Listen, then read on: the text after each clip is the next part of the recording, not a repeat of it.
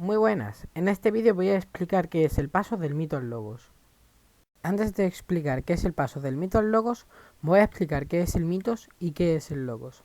Primero, el mito es una historia que cuenta un origen de algo, que no es ficticio y que se cree en él y se actualiza mediante un rito. Y el logos hace referencia a la razón, a la hipótesis o, por decirlo de alguna manera, la razón filosófica. Una vez explicado esto, vamos a explicar qué es el paso del mito al logos. El paso del mito al logos hace referencia a dos cosas: un conjunto de narraciones acerca del mundo o de los humanos y su origen, y al esquema mental que da lugar a estas explicaciones. Este esquema está caracterizado por decir que en el mito las fuerzas naturales son personificadas y divinizadas, que los sucesos del universo dependen de un dios, que los fenómenos naturales y la conducta humana son imprevisibles, que es imposible la ciencia como búsqueda de leyes y que la arbitrariedad encuentra ciertas limitaciones, como que la actuación de los dioses está sometida a ciertas fuerzas de carácter como puede ser el destino. Para que el paso del mito al logos tuviera lugar, se tuvieron que dar una serie de cambios socioculturales en la sociedad griega. Estos cambios fueron el proceso democratizador del sistema político, el cual evoluciona de un sistema aristocrático a uno democrático, y así, de esta manera, todos los asuntos públicos se debatían entre el pueblo, estableciendo normas que buscaron la justicia general. En el ágora, la importancia de un ciudadano estaba medida por su uso de la palabra y no su linaje, por lo que los filósofos y sofistas se acabaron convirtiendo en tutores de jóvenes que quisieran hacer la carrera política del país.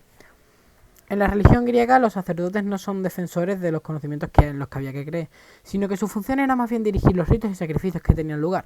Tampoco había libros sagrados que recogieran los dogmas, y al no haber dogmas y vigilantes de esta ortodoxia religiosa, se facilitaría la aparición del pensamiento racional.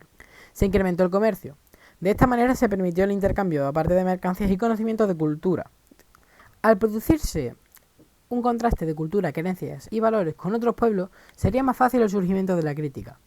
Este contraste también ayudó a la convicción de que cada pueblo representa a los dioses de distinta manera, y así algunos pensadores establecerán que el mundo no pudo crearse bajo distintas interpretaciones religiosas, sino que tendría que tener una sola base racional. Una vez explicados los cambios socioculturales, voy a explicar los rasgos de la nueva explicación racional del mundo.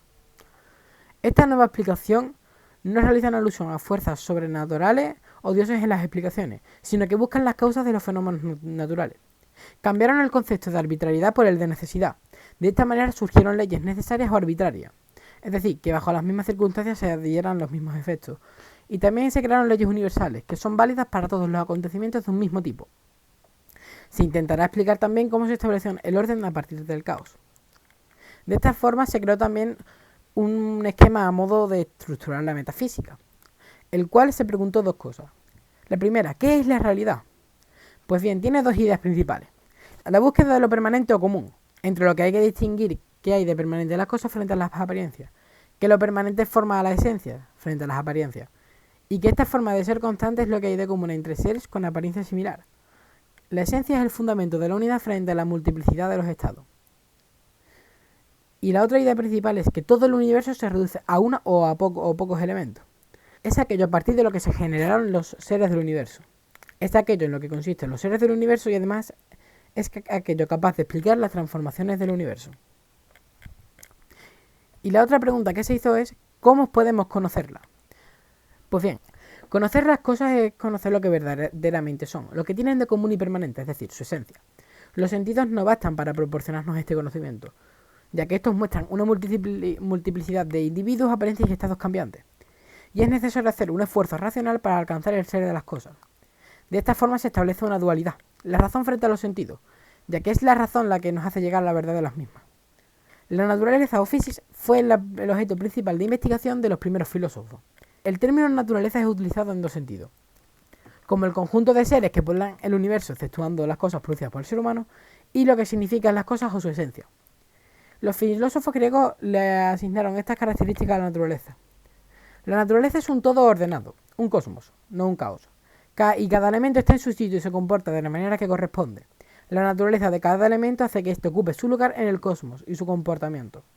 La naturaleza se concibe como un organismo viviente. No es inerte o estático, sino que muestra un orden dinámico. Todo sucede ordenadamente, por lo que la naturaleza es dinámica.